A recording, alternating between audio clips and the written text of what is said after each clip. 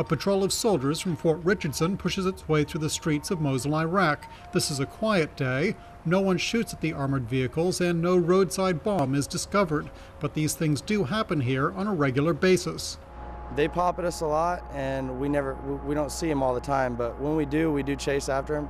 It's kind of like cat and dog chasing, and sometimes we get them, sometimes we don't. It's just the luck of the draw. Soldiers say this area is much more secure than when the 4th Battalion first arrived, and the insurgents have been severely damaged. But it's a shadow war with no front lines, and the soldiers are always wary. Well, every mission is usually different. I mean, it just varies. So one day it could be really laid back, another day all hell could break loose. You never know what you're going to get.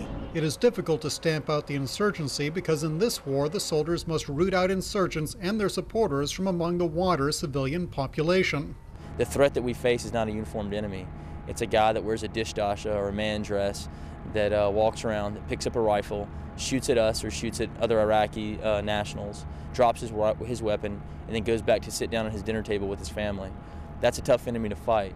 Soldiers from Alaska are spread out across a handful of forward operating bases here in the city of Mosul. Soldiers from Anchorage are based in the southeast corner, where the majority of the Sunni Muslims live. This is an alien landscape, but the soldiers are adapting. It is vastly different from Alaska, with a dusty desert environment and crowded third world streets in the city of almost 1 million people.